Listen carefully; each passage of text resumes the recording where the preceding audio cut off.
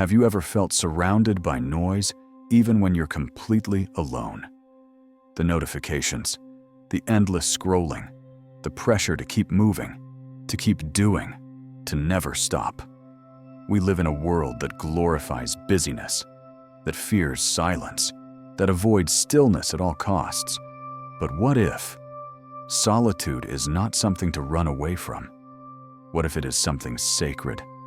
What if the quiet moments, the ones you often try to escape, are actually invitations to come home to yourself?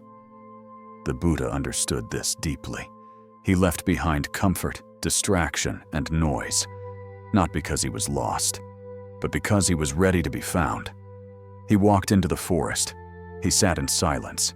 He listened to the breath and found the truth. In solitude, he awakened. In silence, he saw clearly. And in stillness, he became free. Today, we are constantly pulled outward, to perform, to impress, to keep up. But Buddhist wisdom calls us in the opposite direction.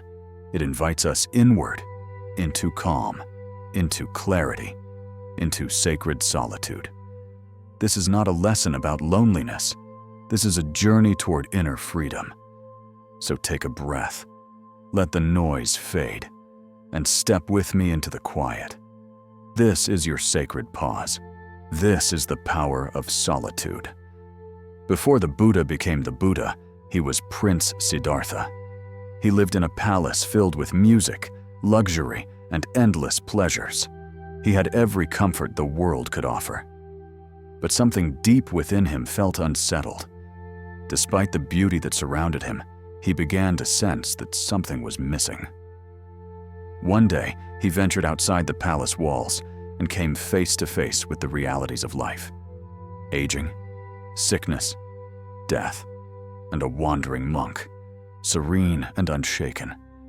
In that moment, Siddhartha realized no wealth, no power, no pleasure could protect him from the truth of impermanence.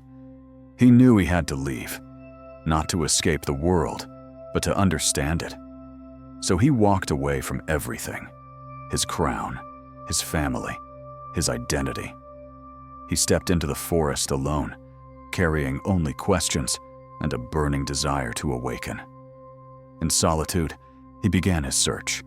No distractions, no noise, just the breath, just the silence. For years, he pushed his body to extremes, believing that harsh discipline would bring him freedom. He nearly died from hunger, but still awakening did not come. Then, he saw the truth. Extremes are not the path. The answer lies in balance. He chose the middle way, and under the Bodhi tree, he sat in silence. Alone, he faced fear, he faced doubt, he faced every inner demon. And he didn't run. He stayed with it all, breathing, watching, letting go. And there, in the stillness of solitude, he awakened. He saw clearly, everything is impermanent. Suffering comes from clinging. Freedom arises when we release. Solitude did not isolate him. It revealed the truth. After his enlightenment, the Buddha did not abandon solitude. He embraced it.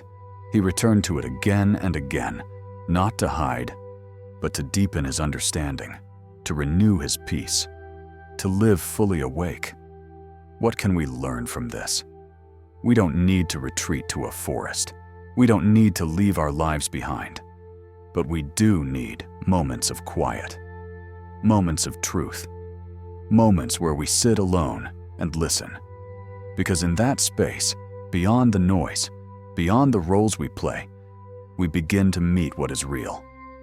Solitude was the Buddha's path to freedom, and it can be ours too. There's a common fear that comes up when we talk about being alone. Loneliness, that aching emptiness, that sense that something or someone is missing, that feeling of being cut off from the world, unseen, unheard, untouched. We've all felt it.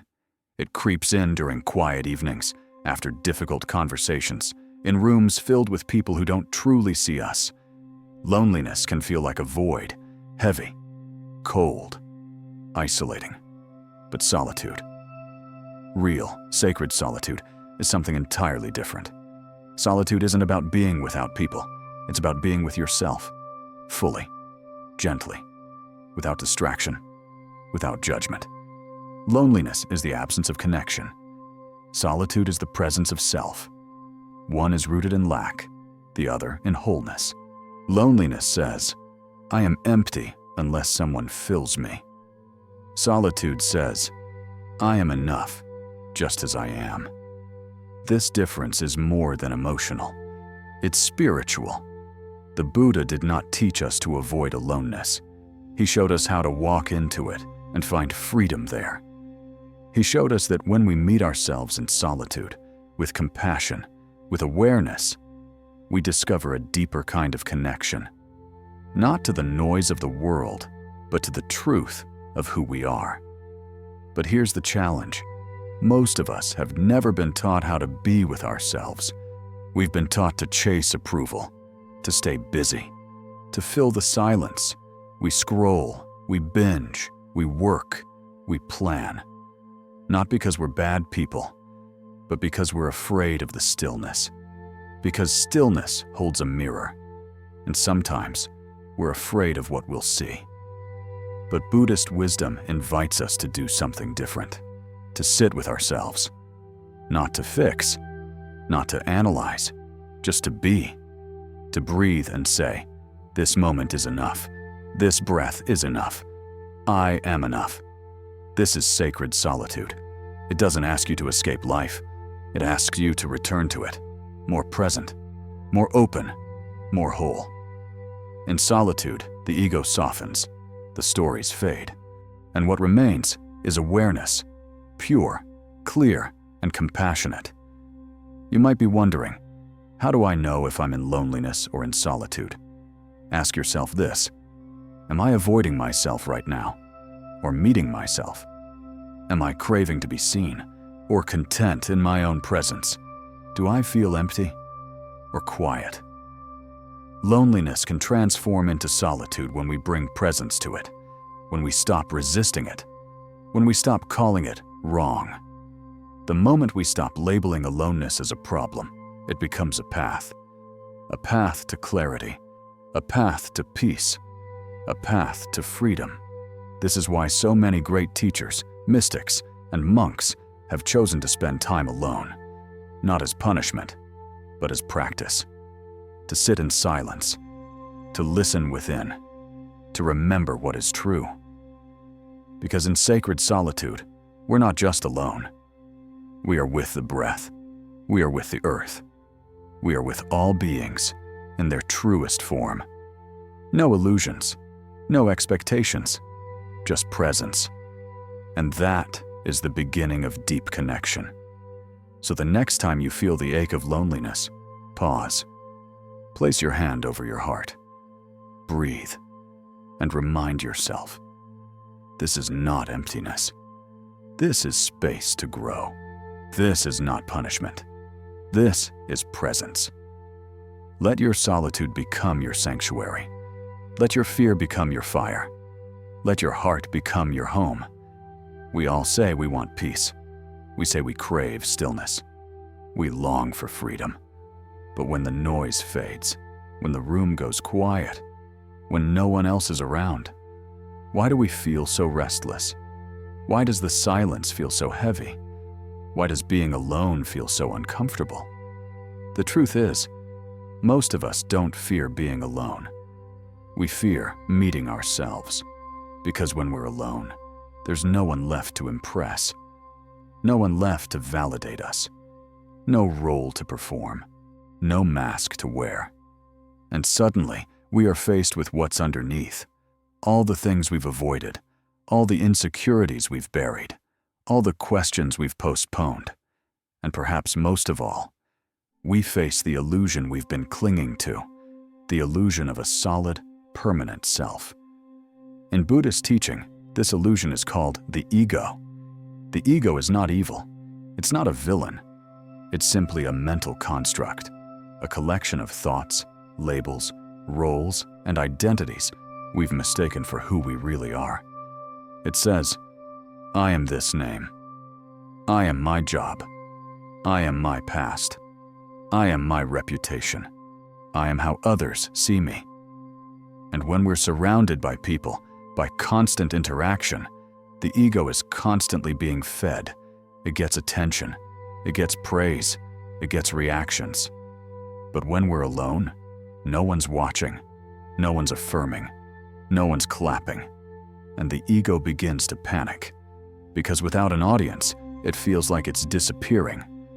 But here's the truth the Buddha discovered. What disappears in solitude is not who we are. It's who we are not. The ego dissolves, but awareness remains. The stories fade, but the stillness stays. And in that stillness, we begin to feel something deeper, something real, something free. So why do we fear being alone? Because the ego fears death. Not physical death, but the death of identity. It clings to form, to title, to approval, to distraction. But solitude strips that away. It invites us to sit naked spiritually, without our roles, our masks, our constant doing. It says, be still, be nothing, be here. And that can feel terrifying, because we've built so much of our lives around becoming someone, doing something, being seen. But the Buddha taught us, freedom doesn't come from becoming more. It comes from letting go. Letting go of the craving to be liked. Letting go of the fear of being forgotten. Letting go of the belief that we are only valuable when we're being productive or praised. He said, all suffering begins with craving. And in solitude, we begin to notice our cravings. Craving for attention, craving for certainty, craving to escape discomfort. But when we sit with those cravings, when we watch them arise and fall, we start to realize something extraordinary. They're not who we are. They come and they go. But awareness remains. The silence we feared becomes a mirror. And the mirror doesn't lie. It shows us what is real, what is fleeting, and what is eternal. So the next time you feel resistance to being alone, pause and ask, what am I really afraid of right now? What part of me is clinging to a story that's no longer true? What would happen if I simply stayed? When we stay, when we don't run, the fear begins to soften. And in its place, something else arises. Not panic, not emptiness, but peace. A quiet, unshakable peace. The ego wants to avoid solitude, but the soul knows solitude is sacred. And the more we return to it, the more we see. We were never alone. We were just distracted from what truly matters. The breath, the present moment, the unchanging stillness within. This is where freedom begins. Not when others see us, but when we finally see ourselves. Clearly, lovingly, without fear. Solitude isn't something we simply endure. It's something that can transform us from the inside out. When we allow ourselves to step away from the noise, when we sit in stillness with nothing to distract us, we begin to discover what solitude is truly offering. And what it offers is not emptiness, but gifts. 3 of the most profound gifts are these: stillness, insight, and liberation. Let's begin with the first. 1. Stillness. We live in a world that never stops moving. From the moment we wake up, our minds are already spinning, with to-do lists, worries, conversations, plans. We're taught to move fast, to hustle, to chase. But the wisdom of solitude teaches something radically different. Slow down. Be still. Listen. In stillness, we begin to see what's been driving us. All the running, all the reacting, all the reaching. And when we stop, truly stop, we realize just how much noise we've been carrying inside. The Buddha often spoke of the mind like a lake. When disturbed, its waters are cloudy. But when still, the lake becomes clear. able to reflect the sky. Solitude allows the waters of the mind to settle. It gives us the space to breathe, to soften, to come back to the present moment. And in that stillness, something begins to shift. We stop chasing life and start meeting it as it is. 2. Insight. From that stillness, a second gift begins to arise. Insight. Not intellectual knowledge, not information, but deep, intuitive knowing. The kind of knowing that can't be taught, only realized. Insight is what happens when we begin to see clearly. We start to notice our patterns. We see the ways we cling, the ways we avoid, the habits we've repeated for years without questioning them. We begin to see the impermanence of all things, our emotions, our thoughts, our bodies, even our identities. We see that what we once called me is actually just a flow of changing experiences. And this is where true wisdom begins. In solitude, there is nothing to distract us from reality. We face it fully.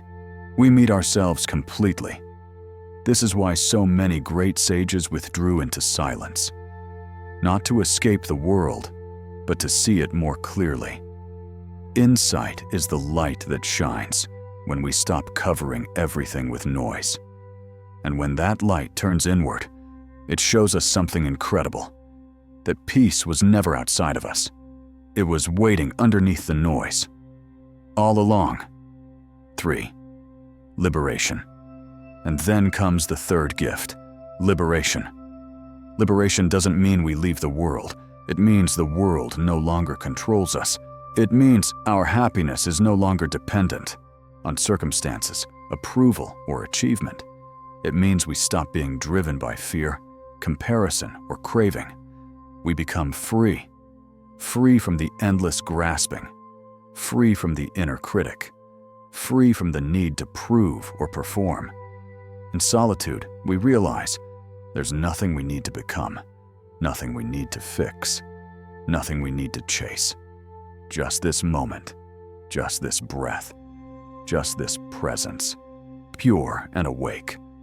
The Buddha reached liberation not by adding more, but by letting go. And we can do the same. We let go of false identities. We let go of our attachment to control. We let go of the belief that we are not enough.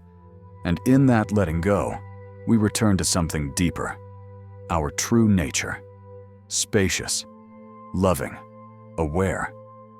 This is the ultimate gift of solitude. It brings us back to ourselves. Not the self that's defined by the world, but the self that exists beneath it all, unshaken, peaceful, free. So next time you find yourself alone, don't rush to fill the space. Don't reach for your phone. Don't turn on the noise. Instead, pause, feel the breath, listen, and let solitude speak. Let it show you its gifts, the stillness you've been missing, the insight you've been longing for, and the freedom that's already within you. This is not loneliness. This is the sacred path home, and all it asks of you is your presence. We've explored the beauty of solitude. We've seen how it brings stillness, insight, and freedom. But a question naturally arises. How can I live this in the middle of real life? Because let's be honest, most of us don't live in monasteries. We live in busy homes. We work demanding jobs. We care for children, elders, partners. We check emails, run errands, answer texts. Modern life doesn't pause just because we want silence. But here's the good news. You don't need to escape your life to practice solitude. You don't need to live in the forest, wear robes, or take vows. You can begin right where you are, with what you have, right now. Solitude is not about geography. It's about relationship, your relationship to this moment. So let's explore what practicing solitude can look like in the middle of a modern, fast-moving world. 1. Morning stillness. Start your day with silence. Before the world asks anything of you, Before your phone lights up, before coffee, before tasks. Take 5 minutes, just 5. Sit, breathe, do nothing, say nothing, fix nothing. Let the first voice you hear be your own. Let your breath be the anchor. Let your attention be your sanctuary. The simple ritual done daily can transform how you show up for everything else. 2. The art of doing one thing alone. We often think solitude requires hours of meditation, but sometimes it's as simple as doing one thing alone with full presence. Take a mindful walk without your phone. Eat lunch without distractions. Light a candle and sit in silence for 10 minutes. The practice isn't about how long you do it. It's about how fully you show up. Can you be with yourself without needing to escape? That's solitude. That's the practice. 3. Digital boundaries. Creating inner space. Technology isn't the enemy, but unexamined use of it can drown your inner world. Set sacred times where your phone is off, not just on silent off. Maybe during meals. Maybe for the first hour after you wake up. Maybe an hour before bed. Notice what arises when the screen goes dark. At first, it may be discomfort, restlessness, FOMO, emptiness. But if you stay, if you breathe through it, what comes next is presence, clarity, relief. Solitude begins where endless input ends. 4. Creating sacred corners in ordinary spaces. You don't need a meditation room or a retreat center. You can create a corner in your home that feels like peace. A cushion, a candle, a quiet image, a plant, a journal. That space becomes a gentle reminder. I can return to myself at any time. Your external space supports your internal stillness. 5. Saying no with compassion. Practicing solitude also means honoring your own energy. Sometimes this means saying no, not out of avoidance, but out of wisdom. No to the extra commitment that drains you. No to the invitation that disconnects you from yourself. No to the habit of always being available. When you say no with clarity and kindness, you're saying yes to your own wholeness. And that's not selfish, that's sacred. 6. Journaling as a daily check-in solitude isn't only about silence. Sometimes it's about listening to what wants to be expressed. Take 10 minutes at the end of your day to write without editing. What did I notice today? What did I feel? What did I avoid? What am I grateful for? This isn't about being a great writer. It's about being a great witness. When you meet your thoughts on the page, you start seeing yourself more clearly. And that's the heart of solitude. Self-knowing without judgment. 7. Weekend retreat moments. Once a week, give yourself a pocket of deeper solitude. It doesn't have to be dramatic. Maybe a morning at the park, a silent afternoon without errands, an evening with tea and no screens. Treat it like a date with your soul. Protect it like a sacred appointment. Let that time recalibrate you. You'll return to the world fuller, not emptier. The truth is, you were made for stillness. Your nervous system craves it. Your heart longs for it. Your spirit thrives in it.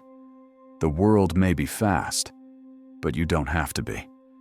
The practice of solitude isn't about withdrawal, it's about intimacy. With your own life, your own breath, your own heart. It's about returning, again and again, to the quiet place inside where nothing is missing and everything is waiting. You don't need more time. You need more presence. You don't need to change your life. You need to meet it differently. And solitude is how you begin. You've just spent time in a rare space, one that most people rush past. Not a place of noise, not a place of performance, but a place of presence, of stillness, of solitude. And that, in itself, is a sacred act. Because in a world that constantly demands your attention, Choosing to pause is an act of courage. In a society that teaches you to chase more, choosing to sit in silence is an act of rebellion. And in a culture that fears being alone, choosing solitude is an act of healing. So take a breath. Let what you've heard settle like soft rain, not as another idea, but as a truth your heart already knew. Because the truth is this: you are not broken. You are not behind. You are not alone. You are whole. You are here. You are enough. And solitude, true, sacred solitude, is not a punishment. It is not an emptiness. It is not something to escape. It is your sanctuary, the place you return to when the world grows too loud. The place where your thoughts can soften, your breath can deepen, and your heart can speak again. Solitude doesn't separate you from life. It brings you closer to it. It brings you closer to what matters, to what's real, to what lasts. The Buddha didn't awaken in a crowd. He awakened in silence, in stillness, in solitude. And so can you. Not by running away from your life, but by returning to it with new eyes. By making space for the quiet voice within. By remembering that peace is not found out there. It's here, now, in this breath, in this moment. Maybe that's what solitude teaches best. That you don't need to become someone else. You don't need to go somewhere else. You only need to come home to yourself, to your presence, to your breath, to your being. This is the sacred refuge that nothing can take from you. Not failure, not rejection, not loss, not even time. Because solitude, when practiced with awareness, becomes more than a pause. It becomes a path, a daily returning, a quiet remembering, a steady unfolding of who you truly are. So let your solitude be your sanctuary. Let it hold you when the world cannot. Let it reveal what's always been true. That within you is a stillness that cannot be disturbed, a light that cannot be dimmed, a peace that does not depend on anything or anyone outside of you. Thank you for walking this journey today. Thank you for choosing presence in a world of distraction. Thank you for daring to meet yourself in the quiet. May your solitude become your strength. May your stillness become your wisdom. And may your heart always know the way home. If this message touched something within you, if it brought you peace, insight, or simply a moment to breathe, please consider supporting this space by liking this video, leaving a comment to share what resonated with you, and subscribing to the channel. Your presence here matters, and your voice may help guide someone else back to their own quiet refuge. Until we meet again, may you return often to the sanctuary within.